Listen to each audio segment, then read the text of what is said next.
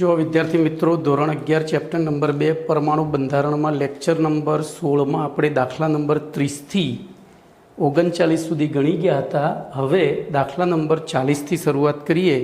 તો દાખલા નંબર 40 ની રકમ ચલો હું લખું છું, અહીંયા ધ્યાન રાખજો. તો દાખલા નંબર 40 ની રકમ છે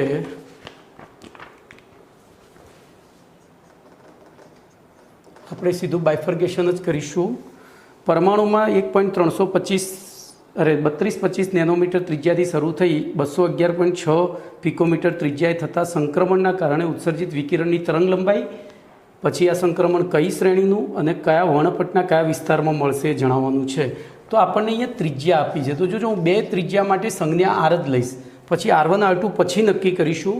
તો 1.3225 નેનોમીટર અને 211.6 પિકોમીટર. ચલો આને તો પહેલાં સરખા કરવા પડે. તો મીટરમાં ફેરવીએ તો 1.3225 ગુણ્યા 10⁻⁹ મીટર, અહીંયા 211.6 ગુણ્યા 10⁻12 મીટર.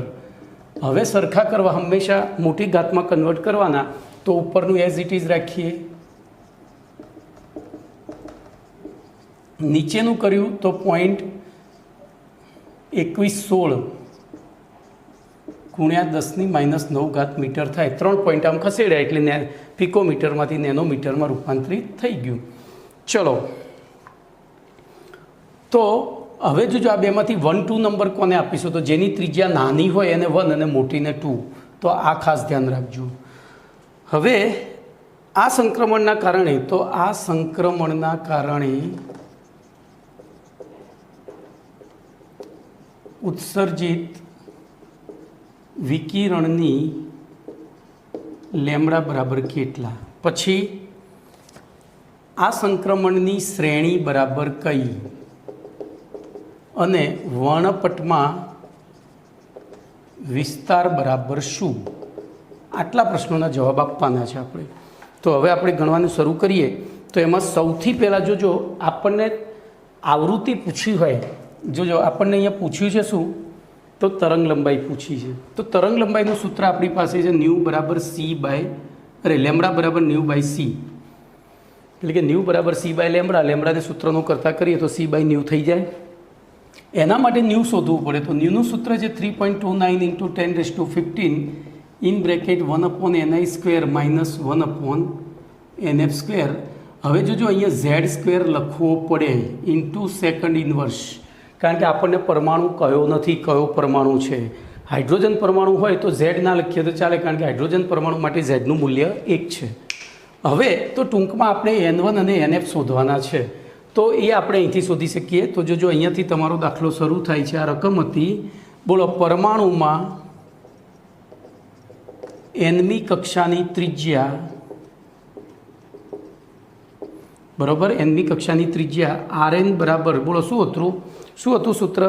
તો R0n², R0 × n². પણ અહીંયા ભાગ્યા z પણ લખવો પડશે, કારણ કે આપણને પરમાણુ આપ્યો નથી.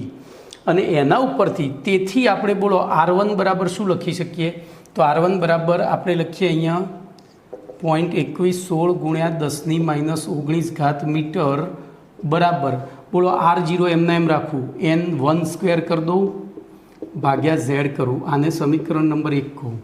તે જ પ્રમાણે R2 બરાબર તો 1.3225 ગુણ્યા 10⁻⁹ મીટર બરાબર R0 એઝ ઇટ ઇઝ રાખવું, બોલો અહીંયા n2² ભાગ્યા z કરી દઉં. તો હવે સમીકરણ 2 ને 1 વડે ભાગતા જોજો તો શું થશે?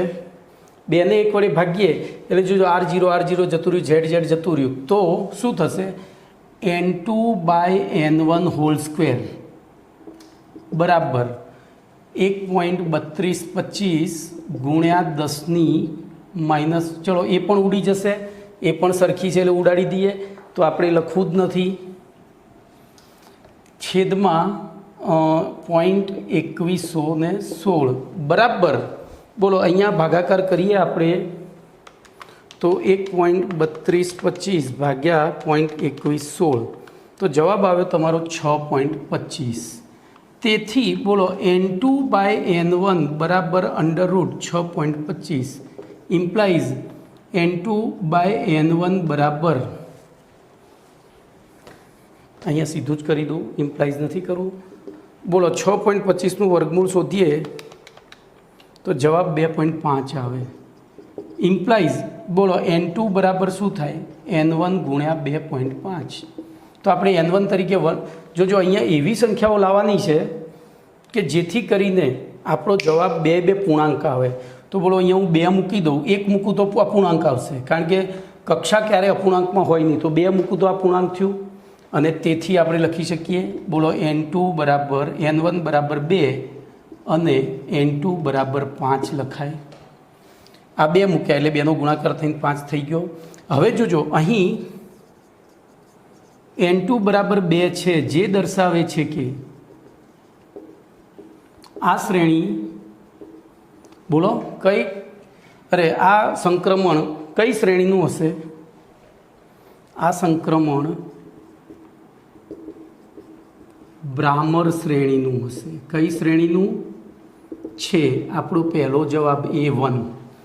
પછી હવે જોજો આથી આ સંક્રમણનો વર્ણપટમાં વિસ્તાર બોલો બામર શ્રેણી કયા વિસ્તારમાં મળતી હતી, તો લાય બા પાવ બ્રેડ ફ્રૂટ હમ ભી સેન્ડવિચ ખાएंगे એમાં પહેલું પાર જાંબલી હતું અને બીજું વિસ્તાર પારદ્રશ્ય વિસ્તારમાં જોવા મળે છે. પારદ્રશ્ય છે. બોલો આપણો આન્સર 2 થઈ ગયો, એટલે કે આ 2 જવાબ મળી ગયા. હવે ત્યાં કિંમતો મૂકીએ તો ત્યાં કિંમતો મૂકીશું એટલે શું થશે, તો જોજો 3.29 ગુણ્યા 10⁻15 ઇન બ્રેકેટ NIની જગ્યાએ 2 મૂકવાના, NFની જગ્યાએ 5, તો 1/4 માઇનસ 1/25 થયા બરાબર 3.29 ગુણ્યા 10⁻15 ઇન બ્રેકેટ 25 ચોક 100 લઈએ તો લસા 21/100 થાય. તો આરે ભાગાકાર કરી જ દઈએ આપણે. તો 3.29 ગુણ્યા 21 ભાગ્યા 100 બરાબર 0.6909 ઇન્ટુ 10⁻15. તેથી ન્યૂ વૈજ્ઞાનિક અંક પદ્ધતિમાં લખીએ તો 6.909 ઇન્ટુ 10 બોલો કેટલા થશે, તો 1 ઘાત ઓછી થશે 14 હર્ટ્ઝ બરાબર. આ થયો આન્સર 3. હવે તો લેમડા બરાબર c/ન્યૂમાં કિંમત મૂકીએ તો આમ સ્ટેપ પાડવાના. હવે લેમડા બરાબર c/ન્યૂ, તેથી લેમડા બરાબર બોલો c તો 3 ઇન્ટુ 10 બરાબર. આપણે મીટરમાં જ જવાબ લઈએ, આપણને એવું કંઈ સ્પષ્ટીકરણ કર્યું નથી કે શેમાં જવાબ લાવવાનો છે. 1 મિનિટ હું જોઈ લઉં. ના, એવું કંઈ કહ્યું નથી. તો આપણે લેમડા હંમેશા નેનોમીટરમાં જ લાવીએ છીએ. તો 3 ઇન્ટુ 10⁸ મીટર પર second upon 6.909 into 10⁻14 second inverse ગયા. બોલો ભાગાકાર કરીએ તો 3/6.909 એ જવાબ થયો 0.434 ગુણ્યા 10 બોલો 14 ઉપર ગઈ તો -14 એટલે -6 મીટર. હવે તેથી 434 ગુણ્યા 10⁻9 મીટર અને તેથી લેમડા બરાબર 434 નેનોમીટર. તો આ થયો આપણો આન્સર 4. તો આ રીતે તમારે જવાબ લાવવાનો છે. કઈ રીતે જવાબ લાવવાનો છે, આ રીતે. બોલો ક્લિયર. તો આ રીતે દાખલો ગણ્યો હોય તો કોઈની તાકાત નથી કે આપણો એક માર્ક્સ લઈ જાય. ચલો એના પછી દાખલા નંબર 41 જોઈએ.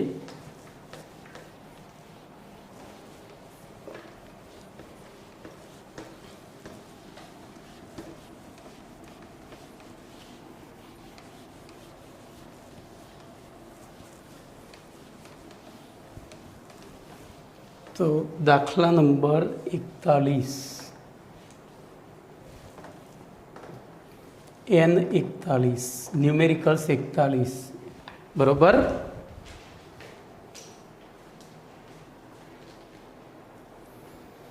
તો એમાં હવે ચલો રકમ જોઈએ એની. તો હાઇડ્રોજન પરમાણુ માટે તો અહીંયા લખી જ દેવાનું H પરમાણુ માટે, બરાબર. પાંચમા શક્તિ સ્તરમાંથી બીજા શક્તિ સ્તરમાં તો NF બરાબર 5, Ni બરાબર 2. સંક્રમણ કરે ત્યારે ઉત્સર્જિત ફોટોનની આવૃત્તિ ન્યૂ બરાબર કેટલા અને લેમ્બડા બરાબર કેટલા. જો આગળનો જ દાખલો છે, આગળનો દાખલો ખાલી રકમ ફેરવી નાખી, આખી ગણતરી એના થશે. પહેલું ન્યૂ શોધવું છે, આપણે જે અહીંયા ગણતરી કરી હતી ને જ. તો ન્યૂ બરાબર બોલો 3.29 ગુણ્યા 10^15 in bracket 1/ni² into Z² બરાબર હર્ઝ અથવા સેકન્ડ ઇનવર્સ. ચલો કિંમતો મૂકીએ તો 3.29 ગુણ્યા 10^15 ઇન બ્રેકેટ બોલો 1/, તો 2^4 માઇનસ 1/25. ઝેડ બરાબર હાઇડ્રોજન પરમાણુ છે એક જ છે એટલે સેકન્ડ ઇનવર્સ. તો 3.29 ગુણ્યા 10^15 ગુણ્યા બોલો 21/100 થાય. તો હાલ આપણે ભાગાકાર કર્યો તો 0.6909 ઇન્ટુ 10⁻15 સેકન્ડ ઇનવર્સ આવ્યા હતા અને તેથી 6.909 ઇન્ટુ 10⁻14 સેકન્ડ ઇનવર્સ. ચલો લેમ્બડા શોધી કાઢીએ તો C/ન્યૂ તો 3 ઇન્ટુ 10⁸8 મીટર પર સેકન્ડ છેદમાં 6.909 ઇન્ટુ 10⁻14 સેકન્ડ ઇનવર્સ. આ ગયા બોલો આ ભાગાકાર 0.434 ગુણ્યા 10⁻6 મીટર આવ્યો હતો. તો 434 ગુણ્યા 10⁻9 મીટર, તેથી 434 પિકોમીટર. આખો એનો એ દાખલો છે, કોઈ જ ફરક નથી, બરાબર. ચલો એના પછી 42મો દાખલો જોઈએ.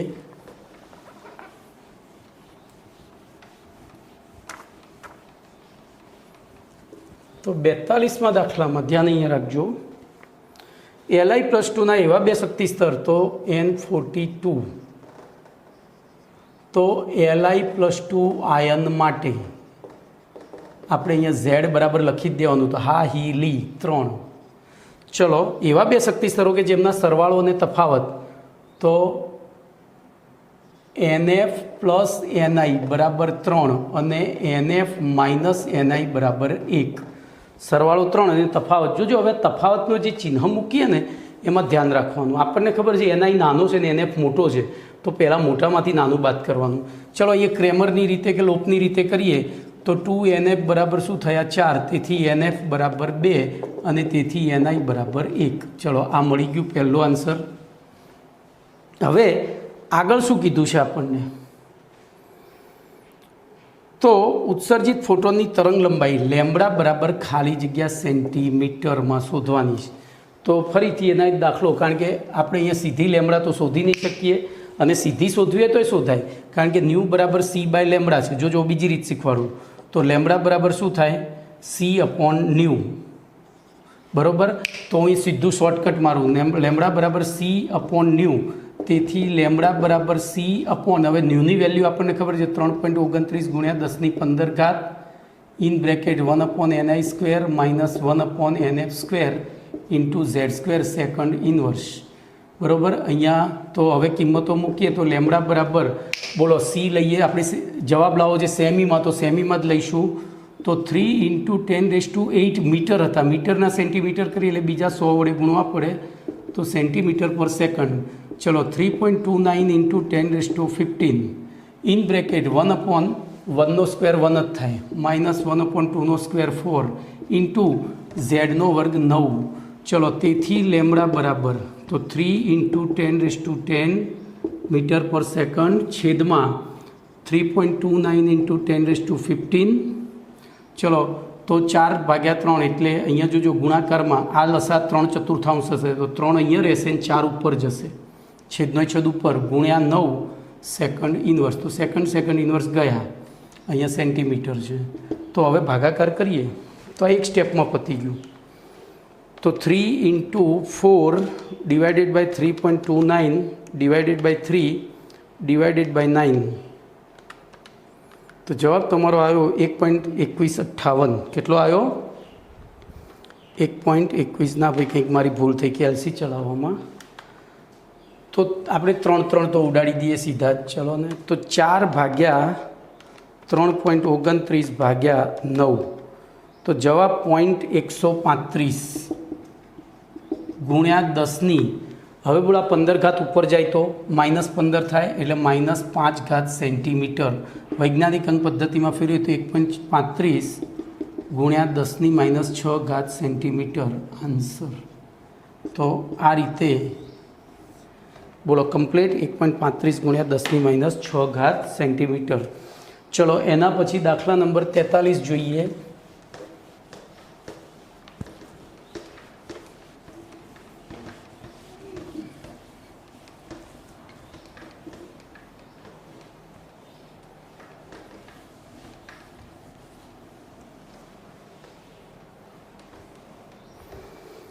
તો ન્યુમેરિકલ્સ નંબર 43 તો એમાં છે He પ્લસ આયનના પ્રથમ શક્તિ સ્તરની ઉર્જા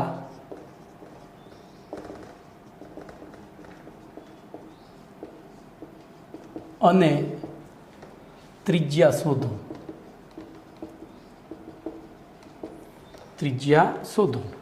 તો જો આપણે ટૂંકમાં પહેલું લખીએ He પ્લસ આયન માટે બોલો Z બરાબર 2 પ્રથમ સ્તરની શક્તિ સ્તર એટલે E1 બરાબર કેટલા અને R1 બરાબર કેટલા આટલું શોધવાનું છે. તો આપણી પાસે સીધા જ સૂત્રો છે, ધ્યાન રાખજો. En બરાબર -RH/n² Z². Z હાઇડ્રોજન સિવાયના પરમાણુ માટે Z નહીં લખો ચાલશે, પણ તમે હું એવું ઇન્સિસ્ટ કરી કે આ જ સૂત્ર યાદ રાખો અને ઝેડની કિંમત મૂકવાની. બોલો -RH તો 2.18 ગુણ્યા 10ની -18 ઘાત જૂલ ગુણ્યા Z એટલે 2 નો વર્ગ 4 છેદમાં n² તો He પ્લસ એટલે E1 જ કહ્યું છે ને તો 1 નો સ્ક્વેર અહીંયા 1 નો સ્ક્વેર કરી દો એટલે 1 જ.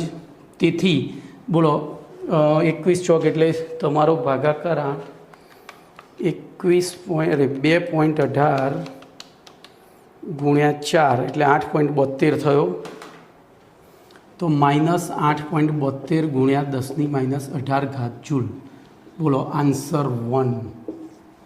હવે R1 શોધવો છે તો બોલો Rn બરાબર R0 ઇન્ટુ યાદ કરો n² ભાગ્યા Z હતું, યાદ છે? હમણાં જ આપણે ચાલી ગયું છે. શું હતું સૂત્ર? કરો યાદ. દાખલા નંબર 43 જુઓ તો એનું સૂત્ર આપણી પાસે છે જ.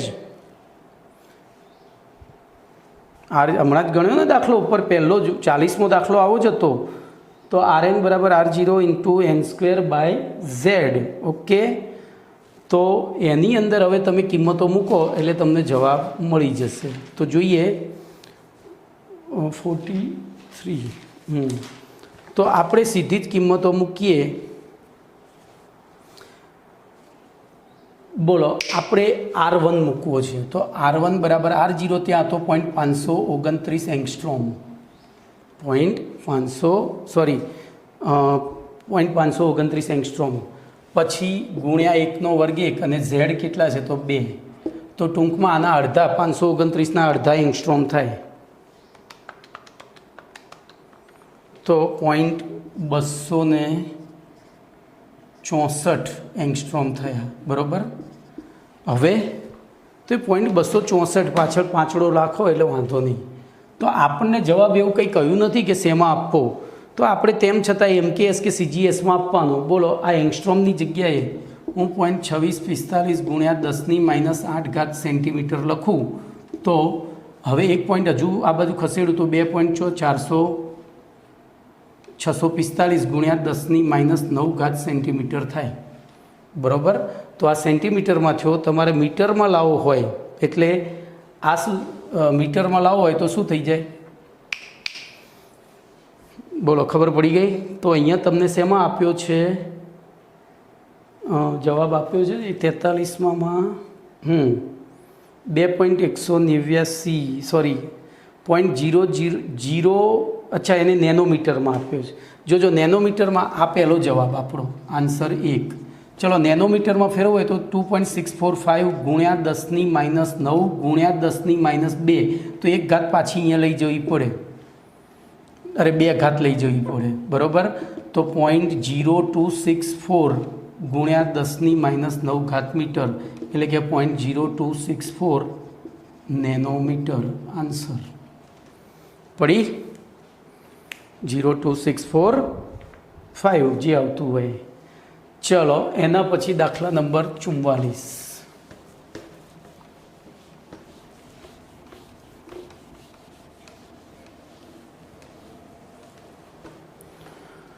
તો N44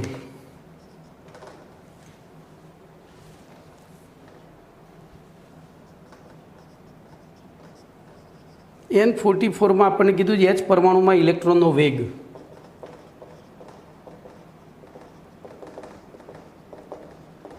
શોધો. બસ જોજો હવે ત્યાં બોરની પરમાણુ ત્રિજ્યા આપી છે. ત્યાં બોરની પરમાણુ ત્રિજ્યાની કોઈ જરૂર નથી, એ ભૂલ છે. ત્યાં બોરની પરમાણુ ત્રિજ્યાની કોઈ જરૂર નથી, પણ એવું લખી શકાય કે આપણે V0 બરાબર 2188 કિલોમીટર પર સેકન્ડ છે, બરાબર. બોલો Z બરાબર 1 છે અને આ V બરાબર શોધવો છે. તો V બરાબર V0 ઇન્ટુ Z. V બરાબર સૂત્ર શું છે? V0 into Z by N છે. VN બરાબર V0 into Z by N. હવે આપણે તો ખબર છે હાઇડ્રોજન પરમાણુમાં, પરંતુ H પરમાણુ માટે N બરાબર 1 છે. પહેલી જ કક્ષામાં ઇલેક્ટ્રોન હોય, તેથી V1 બરાબર V0 ગુણ્યા 1/1 તો 2188 કિલોમીટર પર સેકન્ડ. ચલો આપણે MKSમાં લાવવો છે તો કિલો કાઢી નાખું 10⁻³ ઘાત, એટલે તો 2188 ગુણ્યા 10⁻³ ઘાત મીટર પર સેકન્ડ. અને હજુ અહીંયા પોઈન્ટ મૂકું તો 2.188 ગુણ્યા 10⁶ ઘાત મીટર પર સેકન્ડ આન્સર. ઓકે, તો આ રીતે દાખલો ગણવાનો છે. તો એના પછી હવે દાખલા નંબર 45 જોઈએ.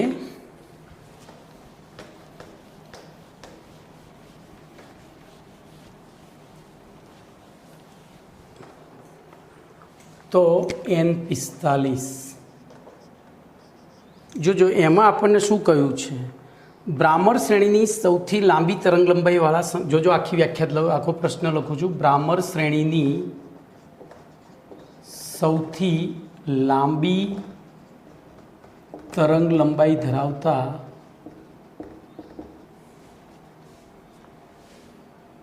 સંક્રમણની તરંગ લંબાઈ શોધો, એટલે તરંગ સંખ્યા શોધો. આવો દાખલો છે. ક્યાંય કશું રકમમાં આપ્યું જ નથી, તો આપણે અહીંયા અર્થઘટન જાતે કરવું પડે. ધ્યાન રાખજો. સૌથી પહેલું તો બ્રાહ્મર શ્રેણી માટે બોલો NI બરાબર તો લાય બા, બીજી શ્રેણી એટલે NI બરાબર 2 અને NF બરાબર 3, 4, 5 અનંત. હવે આગળ જઈએ તો બ્રાહ્મર શ્રેણીની સૌથી લાંબી તરંગ લંબાઈ માટે ધરાવતા સંક્રમણ માટે જોજો અહીંયા NF ગણાઈ રહ્યું છે, તો એ આપણે નક્કી કરવાનું છે. તો ધ્યાન રાખજો. આપણે તરંગ લંબાઈ શું છે? તો ન્યૂ બરાબર C બાય લેમડા, બરાબર, અથવા તો E બરાબર HC બાય લેમડા અને E બરાબર H ન્યૂ. તો જોજો ઉર્જા ન્યૂના સમપ્રમાણમાં, પણ ઉર્જા તરંગ લંબાઈના અથવા તો ન્યૂ તરંગ લંબાઈના વ્યસ્ત પ્રમાણમાં છે. તો જેમ તરંગ લંબાઈ વધે એમ ઉર્જા ઘટે. હવે અહીંયા ધ્યાન રાખજો. દાખલા તરીકે બીજું, ત્રીજું, ચોથું, પાંચમું, છઠ્ઠું, તો બીજામાંથી ત્રીજામાં, બીજામાંથી ચોથામાં, બીજામાંથી પાંચમામાં, બીજામાંથી છઠ્ઠામાં આ સંક્રમણ થતું હોય ત્યારે સૌથી વધુ ઉર્જા ક્યાં હોય? અહીંયા અને સૌથી ઓછી. તો આપણને તરંગ લંબાઈ સૌથી વધુ કીધી છે, એટલે કે ઉર્જા કેવી હોવી જોઈએ? તો માટે સંક્રમણ ઉર્જા સૌથી નીચી હોય છે.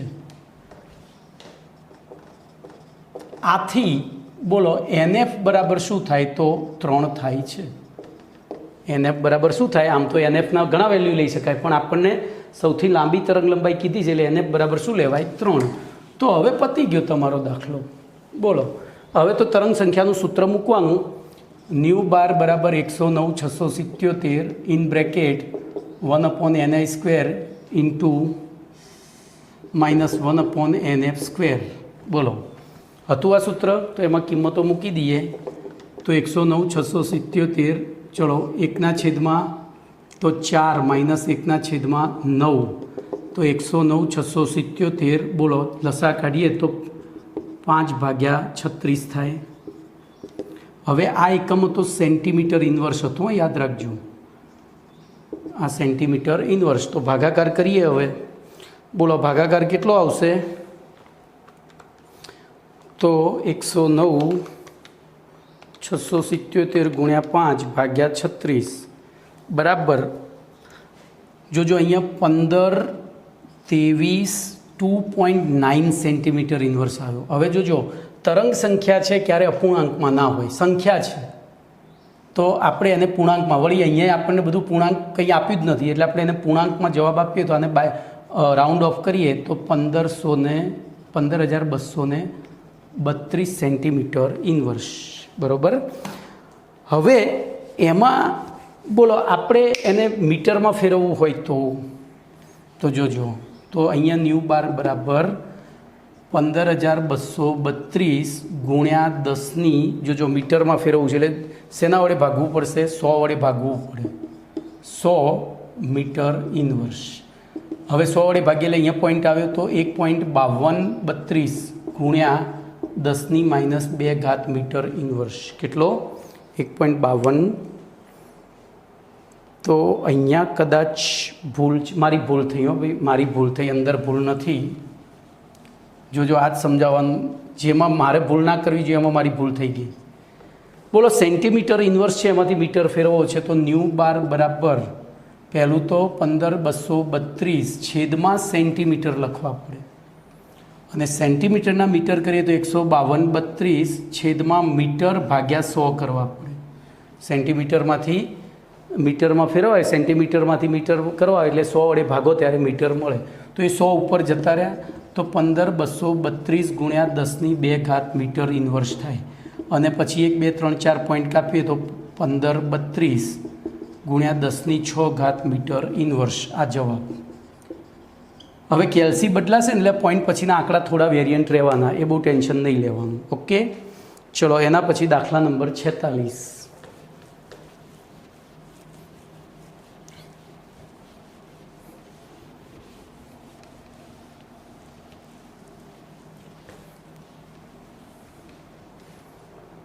તો N47. બોલો એમાં આપણે 46 લખાઈ ગયો. તો ઇલેક્ટ્રોનના 2 શક્તિ સ્તરોની શક્તિ વચ્ચેનો તફાવત. બરાબર. તો ઇલેક્ટ્રોનના 2 શક્તિ સ્તરો વચ્ચેનો શક્તિ તફાવત ΔE આપણને આપ્યો છે 214.68 કિલો જૂલ પર મોલ હોય. તો આવા ઊંચા શક્તિ સ્તરમાંથી ઇલેક્ટ્રોન નીચા શક્તિ સ્તરમાં સંક્રમણ કરે તો આવા સંક્રમણ દરમિયાન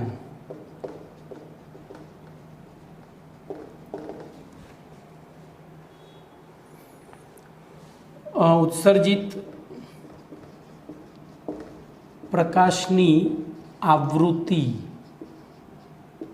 ન્યૂ બરાબર કેટલા? અને એચનું મૂલ્ય આપણને આપી દીધું છે 39.79 × 10⁻14 કિલો જૂલ સેકન્ડ પર મોલ આપ્યું છે. તો જોજો અહીંયા એચનું મૂલ્ય આપ્યું છે એ જ વાપરવાનું, આપણને યાદ છે નથી વાપરવાનું. બોલો આવૃત્તિ શોધવાની છે, ΔE આપ્યો છે, તો બોલો ΔE બરાબર h ન્યૂ લખી દેવાય, કશું જ નથી. ઈ બરાબર એચ ન્યુ થાય અને ડેલ્ટા આમ શું થાય આ રીતને થાય H new 1 minus H new 2 H common કાઢી નાખો તો એચ કૌંસમાં ડેલ્ટા ન્યુ થાય પણ આપણે અહીંયા જે ઉત્સર્જિત આવૃત્તિ છે ન્યુ જ કહેવાય ડેલ્ટા ન્યુ કહેવાય નહીં તો બોલો આપણે અહીંયા તો અહીં ડેલ્ટા ઈ બરાબર એચ ન્યુ અને તેથી ન્યુ બરાબર ડેલ્ટા ઈ બાય એચ તો ડેલ્ટા ઈ આપણને આપ્યો છે 214.68 કિલો જૂલ પર મોલ છેદમાં 39.79 ઇન્ટુ 10⁻⁻14 કિલો જૂલ સેકન્ડ પર મોલ બોલો પર મોલ કિલો જૂલ ગયા તો ખાલી ભાગાકાર કરવાનો રહ્યો બોલો ભાગાકાર કરીએ તો 214.68 ભાગ્યા 39.79 તો જવાબ થશે તમારો 5.395 ઇન્ટુ 10⁻14 સેકન્ડ ઇન્વર્સ પતી ગયો દાખલો શું થઈ જશે 5.395 ઇન્ટુ 10⁻14 સેકન્ડ ઇન્વર્સ તો અહીંયા તમારા 46 સુધીના દાખલા પૂરા થયા હવે આપણે કેટલીક થિયરી ચલાવવાની થશે એ થિયરી ચલાવતા પહેલાં હું તમને કંઈક શીખવાડવા માગું છું બરાબર તો અત્યાર સુધી જે શીખ્યા છીએ એ અને હવે આગળની થિયરી ભણવા માટે જે શીખવાનું છે એ બંને તો બોલો અત્યાર સુધી આપણે સૌથી પહેલો તો બાબા આદમે આપણને પરમાણુ મોડેલ આપ્યું હતું એટલે કે દુનિયા ઉપર જન્મેલો સૌથી પહેલો માણસ છે એમ એવું જ આપણે સમજવાનું એટલે કે ઈસવીસન પૂર્વે 400 વર્ષ પહેલાં જે તત્વજ્ઞાનીઓ હતા એમને કહ્યું હતું કે પદાર્થનો નાનામાં નાનો કણ કે જે મૂળ પદાર્થ જેવા ગુણધર્મો ધરાવતો નથી તેને પરમાણુ કહે છે ચલો એના પછી સીધા જ આવ્યા ડાલ્ટન તો ડાલ્ટને કહ્યું કે દ્રવ્યના અંતિમ અવિભાજ્ય કણને શું કહે છે પરમાણુ એના પછી આવ્યું કેન્દ્રીય પરમાણુની વ્યાખ્યા આપી પણ એમાં કોઈ વૈજ્ઞાનિકના નામનો ઉલ્લેખ નથી ચલો એના પછી આવ્યો થોમ્સનનો પરમાણુ આવ્યો તો એમાં એણે કહ્યું કે તરબૂચ જેવો છે અને એના સમગ્ર ઘનફળમાં ધન વીજભાર અને ઋણ વીજભાર એક સમાન રીતે વિતરિત થયેલા હોય છે એના પછી આવ્યું તો હાઇડ્રોજન વર્ણપટ અને એ હાઇડ્રોજન વર્ણપટના આધારે આવ્યો બોરનો નમૂનો જોજો બોરના નમૂનાની મર્યાદા શું હતી તો ડેઝાપ્સ ડી ફોર ડબલેટ સમજાવી શકતો નથી ઈ ફોર બોલો તો આપણે એમાં બધામાં નથી જવું અત્યારે સમયને ધ્યાનમાં રાખતા છેલ્લી એક મર્યાદા કે પરમાણુમાં ઇલેક્ટ્રોન કેન્દ્રથી દૂર કેમ ગોઠવાયા એ જ ના સમજાઈ શક્યા એટલે કે પરમાણુની સ્થિરતા સમજાઈ શક્યા નહીં અને વળી એના પછી દ બ્રોગલી અને હાઇઝનબર્ગના સિદ્ધાંતો સાથે સુસંગત હતા નહીં તો એ હાઇઝનબર્ગ અને દ બ્રોગલીના સિદ્ધાંત સમજવા માટે આપણે કંઈક શીખવાનું છે અહીંયા બરાબર તો પહેલો હું તમને શીખવાડીશ અહીંયા વાત કરીશ દ બ્રોગલીના તરંગ સિદ્ધાંતને આધારે તો ધ્યાન રાખજો બોલો પ્રકાશ કઈ રીતે ગતિ કરે છે તો પ્રકાશ કોણ અને તરંગ એમ દ્વિસ્વભાવ ધરાવે છે કેમ તો આપણે ભણી ગયા પ્રકાશ કણોનો બનેલો છે પ્રકાશના કણનું નામ ફોટોન છે બોલો પ્રકાશના કણનું નામ ફોટોન એટલે ફોટોનના પપ્પા પ્રકાશ પ્રકાશના કણનું નામકરણ કર્યું હતું મેક્સ પ્લાન્કે એટલે ફોટોનની ફૈબાનું નામ મેક્સ પ્લાન્ક અથવા તો પ્રકાશની બેનનું નામ મેક્સ પ્લાન્ક કહ્યું હતું મેં આવું કંઈક કોમેન્ટ કરી હતી અને તરંગ સ્વરૂપે ગતિ કરે છે તો આપણે 8મા ધોરણમાં ભણીને આવ્યા હતા બરાબર પણ આપણે અહીંયા વાત કરવાની છે ગતિશીલ કણની જોજો આ પ્રકાશ કણોનો બનેલો છે બરાબર પણ આપણે હવે પ્રકાશ જો કણ પ્રકૃતિ ધરાવે છે અને એ તરંગ ગતિ કરે છે તો ગતિશીલ કણ ધારો કે આવું એક ઢાંકણ આને હું આમ ફેંકું તો એ કાયદેસર કઈ રીતે જવું જોઈએ આમ જવું જોઈએ કઈ રીતે જવું જોઈએ આ રીતે જવું જોઈએ તરંગ સ્વરૂપે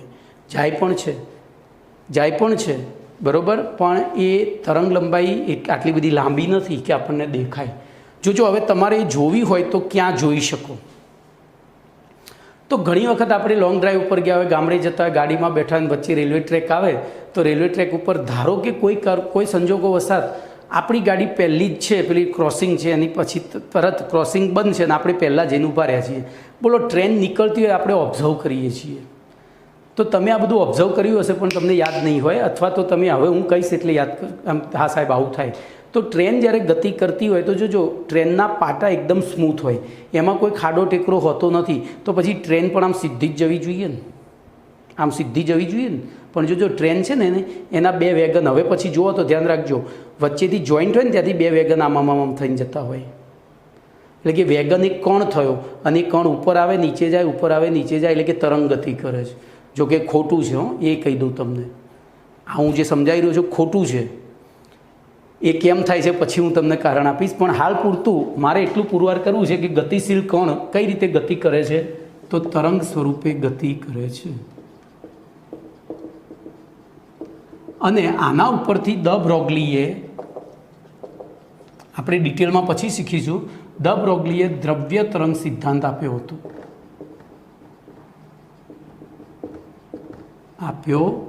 જોજો ધ્યાન રાખજો, ઓલરેડી મેં તમને આ શીખવાડી દીધું છે. કેમ, તો આપણે બોરના પરમાણુ નમૂનાની મર્યાદાઓ દૂર કરવી છે. હવે જોજો બીજી, તો આ પહેલો આપણો મુદ્દો.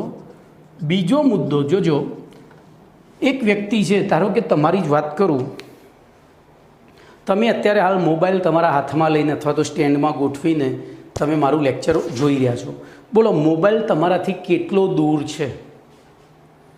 તમે કેવી રીતે નક્કી કરો છો? કેવી રીતે નક્કી કરો છો? આમ ચલો એ છોડો, હું તમને આમ બહુ ડીપમાં લઈ જઉં છું. જોજો, હવે હું એક પ્રશ્ન પૂછવા જઈ રહ્યો છું બધાને, જેટલા પણ આ લેક્ચર જોશે, ઇવન તમારા મમ્મી પપ્પા પણ જોતા હશે ને, તો એમના મગજમાં હું જે પ્રશ્ન પૂછ્યા પછી તમારા બધાના મગજમાં શું પ્રતિક્રિયા થશે હું અહીંયા બેઠો બેઠો કહીશ. Because I am one type of psychiatrist. મને ખબર પડે છે કે તમે શું કરવાના છો ત્યાં. તો જોઈએ,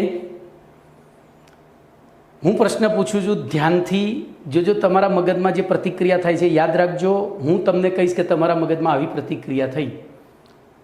તો મારો પ્રશ્ન છે, તમારા મામાનું ઘર કેટલું દૂર છે? ચલો પ્રશ્ન પૂરો, તમારા મગજની પ્રતિક્રિયા પૂરી થઈ ગઈ. પ્રશ્ન સાંભળો ને એટલે જ પ્રતિક્રિયા થઈ જાય. તો હવે તમારા મગજમાં શું પ્રતિક્રિયા થઈ એ કહું, તો તમારા મગજમાંથી એક કિરણ નીકળ્યું, તમારી આંખો નીકળી અહીંથી, જોજો. એ તમે જે રસ્તે મામાના ઘરે જાઓ છો એ જ રસ્તે ફટાફટ પહોંચી મામાના ઘરના દરવાજો જોઈને તરત પાછી આવી ગઈ. બોલો, આવું થયું કે ના થયું? હવે માનવા તૈયાર છો ને કે હું સાયકોલોજીમાં પાવરફુલ છું? તો આ વસ્તુ બહુ જ મહત્ત્વની છે બેટા. તો જોઈએ હવે, તો આપણે આ બે સિદ્ધાંતો કેમ ભણવાના છે એની વાત કરું, પછી પેલી ચર્ચા કરું. તો બોરના પરમાણુ નમૂનામાં આપણે એક જ વસ્તુ ના સમજાવી શક્યા કે આટલે દૂર કેમ ગોઠવાયો, એની સ્થિરતા. અને હવે જોજો, એ દૂર ગોઠવાયો છે તો કેટલા અંતરે. બોરે એવું કહ્યું હતું કે હાઇડ્રોજન પરમાણુના નમૂનામાં અથવા તો પરમાણુના કેન્દ્રમાં એક ધન વીજભારિત પ્રોટોન અને એક ઋણ વીજભારિત ઇલેક્ટ્રોન કેન્દ્રથી નિશ્ચિત અંતરે વર્તુળાકાર માર્ગ ઉપર ભ્રમણ કરતો હોય છે.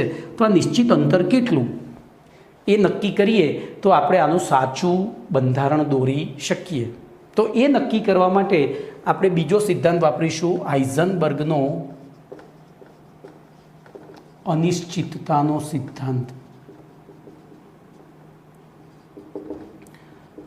બરોબર, અનિશ્ચિતતાનો સિદ્ધાંત. તો ટૂંકમાં આપણે આ બે થિયરી હવે ભણવાની છે, પણ એ પહેલાં બોલો, મેં તમને કહ્યું, ધારો કે એક ફૂટબોલ અહીંયા પડ્યો છે, એક વ્યક્તિ અહીંથી જોઈ રહ્યો છે એને, આ એની આંખ છે, આઈ એમ નોટ એ, બરાબર. અને એ જોવા માટે શું કરે, પોતાની આંખમાંથી એક કિરણ છોડે અને એ કિરણ પરત આવે. બોલો, આ કિરણનો વેગ એને ખબર છે, બરાબર. આ કિરણ જઈને પાછું ક્યારે આવ્યું એનો સમય એને ખબર પડી જાય, મગજ આ બધી ગણતરીઓ કરતું હોય, બરાબર. જો આ જ વસ્તુ હું અંધારામાં કરું ને, અંધારું રાખ્યું હોય તો અહીંથી પ્રકાશનું કિરણ આવ્યું, અહીંયાથી અથડીને આમ ગયું, ત્યાંથી આમ પરત આવ્યું. પ્રકાશના વેગની આપણને ખબર છે, અહીંથી જઈને આવવામાં સમય કેટલો લીધો એ મગજ નોંધી લે. તો વેગ બરાબર શું હતું, અંતર ભાગ્યા સમય. તો વેગ અને સમય બે જાણતા હોય તો બોલો અંતર મળી જાય. અને અંતર અહીંયા બમણું થશે કારણ કે કિરણ જઈને પાછું આવે છે. તો બોલો આંખ અને બોલ વચ્ચેનું અંતર શું થશે, અંતર ભાગ્યા 2. તો આ રીતે આપણી આંખ નક્કી કરે છે અંતર. આ જ વસ્તુ અંધારામાં કરીએ ને તો ફૂટબોલ કેટલો દૂર પડ્યો છે હું નહીં, કોઈ ના નક્કી કરી શકે, કારણ કે આપણી આંખમાં પ્રકાશ જ પડતો નથી. તો આપણે કોઈપણ પદાર્થનું અવકાશમાં સ્થાન, મારાથી આ બોર્ડ કેટલું દૂર છે તો એના માટે મારી આંખમાંથી કિરણ નીકળ્યું, અથડાયું પાછું આવ્યું, તો એ બધું મગજે કેલ્ક્યુલેશન કરીને પછી કીધું કે સાહેબ અંદાજે 3 ફૂટ. તમારી મોબાઈલની સ્ક્રીનથી એ કેટલું દૂર છે? તો અંદાજે તમારે તો એવું નહીં દેખાય 2 ડાયમેન્શનમાં, પણ 3 ડાયમેન્શનમાં એ અંદાજે 4 થી 5 ફૂટ જેવું છે, 4 થી 5 ફૂટ જેવું છે. તો એ બધું અંદાજન થયું. તો જોજો અહીંયા આપણે અવકાશમાં કોઈ પણ કણનું સ્થાન શેના આધારે નક્કી કરીએ છીએ? તો ન્યૂટન યાંત્રિકી એટલે કે ન્યૂટનની ગતિના નિયમોના આધારે. કયો નિયમ? તો કે ત્રીજો નિયમ. ત્રીજો નિયમ શું હતો?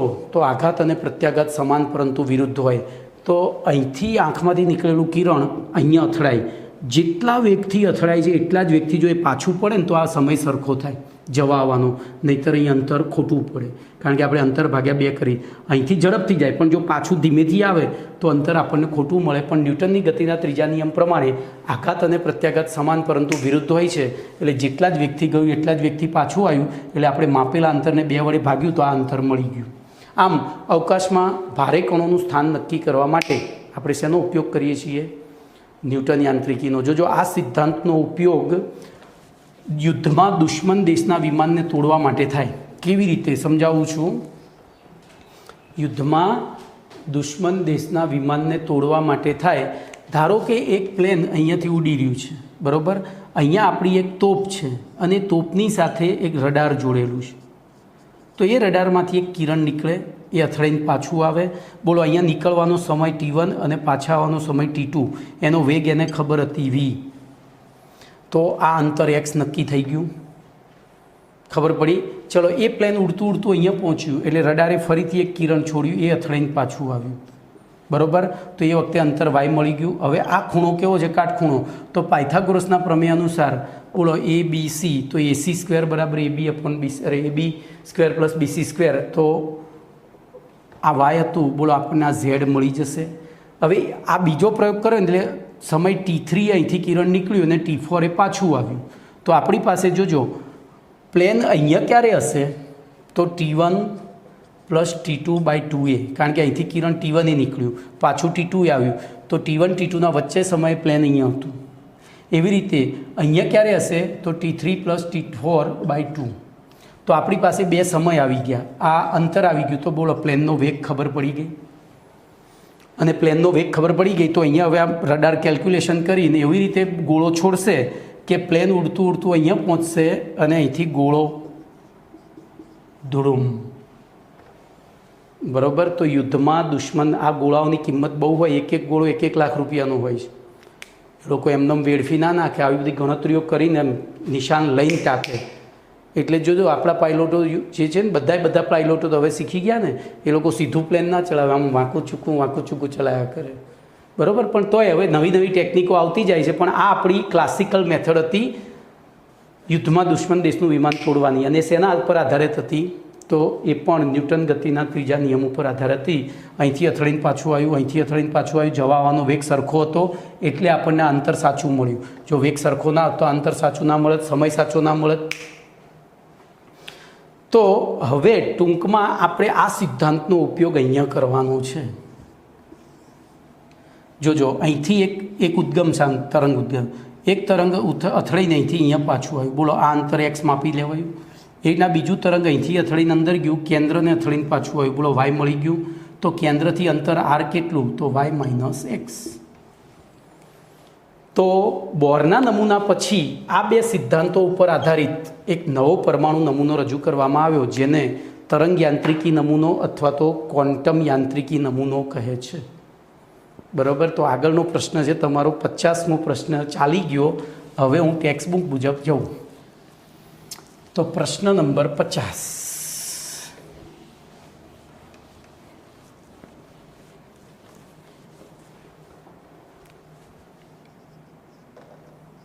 બોલો, 50મા પ્રશ્નમાં આપણને શું કહ્યું છે?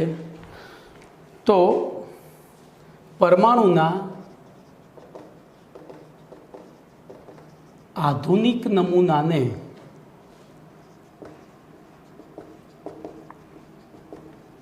ક્વોન્ટમ યાંત્રિકી નમૂનો અથવા તરંગ યાંત્રિકી પરમાણુ નમૂનો કહેવામાં આવે છે.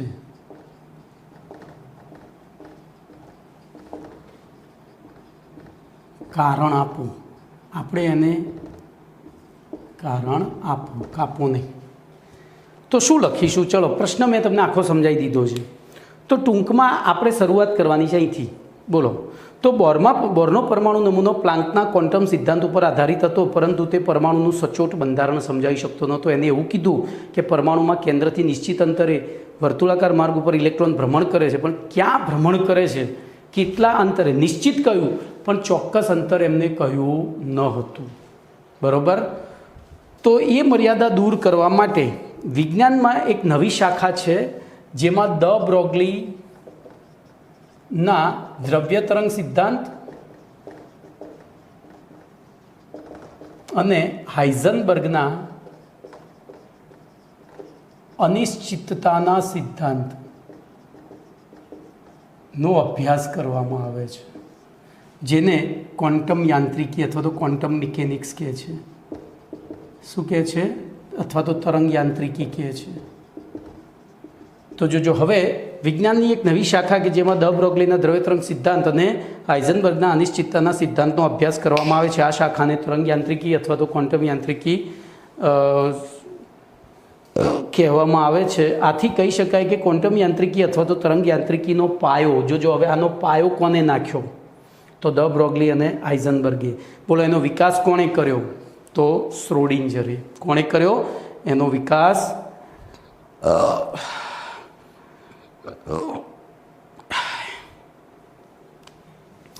તો પાયો, આનો પાયો કોને નાખ્યો? તો આ બે જણાએ. બોલો, વિકાસ કોણે કર્યો? તો શ્રોડિંજર. જો આ વૈજ્ઞાનિકની હું સંધિ છૂટી પાડું તો શ્રોડિંજર. જોજે એને જે સમીકરણ આપ્યું હતું જોઈને તમને સાચું નામ, એનું નામ જોરદાર લાગશે. શ્રોડિંજર જ છે એ સમીકરણ, આવશે આવતા લેક્ચરમાં. તો હવે આમ પરમાણુનો જે આધુનિક નમૂનો આપણે ભણવા જઈ રહ્યા છીએ હવે પછી, એ શેના ઉપર આધારિત હતો? દ બ્રોગલીના દ્રવ્ય તરંગ સિદ્ધાંત અને હાઇઝનબર્ગના અનિશ્ચિતતાના સિદ્ધાંતના આધારે આપણે સમજાવ્યો હતો. એટલે કે એ ક્વોન્ટમ યાંત્રિકી અથવા તો તરંગ યાંત્રિકી ઉપર આધારિત છે. આથી આ નવા નમૂનાને શું કહેવામાં આવે છે? ક્વોન્ટમ યાંત્રિકી નમૂનો અથવા તો તરંગ યાંત્રિકી નમૂનો. જો અહીંયા એક નોંધ લખી છે, ખાસ યાદ રાખજો કે બોરનો પરમાણુ નમૂનો મર્યાદાયુક્ત હોવાથી ત્યાર પછી આ પરમાણુ નમૂનો દ બ્રોગલીના દ્રવ્ય તરંગ સિદ્ધાંત અને હાઇઝનબર્ગના અનિશ્ચિતતાના સિદ્ધાંતના આધારે રજૂ કરવામાં આવ્યો હતો. હવે વિજ્ઞાનની જે શાખામાં દ્રવ્યના દ્વિસ્વભાવનો અભ્યાસ કરવામાં આવે છે, દ્રવ્યનો દ્વિસ્વભાવ એટલે મેં કહ્યું હતું તરંગ અને કણ, તે શાખાને ક્વોન્ટમ મિકેનિક્સ કહે છે. આમ ક્વોન્ટમ યાંત્રિકીનો પાયો દ બ્રોગલી અને હાઇઝનબર્ગે નાખ્યો હતો, જ્યારે તેનો વિકાસ ઇરવિન શ્રોડિંજર નામના વૈજ્ઞાનિકે કર્યો હતો. આમ ક્વોન્ટમ મિકેનિક્સનું મૂળભૂત સૂત્ર, જોજો એનું મૂળભૂત સૂત્ર આ ઇરવિન શ્રોડિંજર એટલે કે શ્રોડિંજરે આપ્યું હતું. ઓકે, તો આટલે સુધી રાખીએ છીએ. બીજું નેક્સ્ટ ટાઈમ.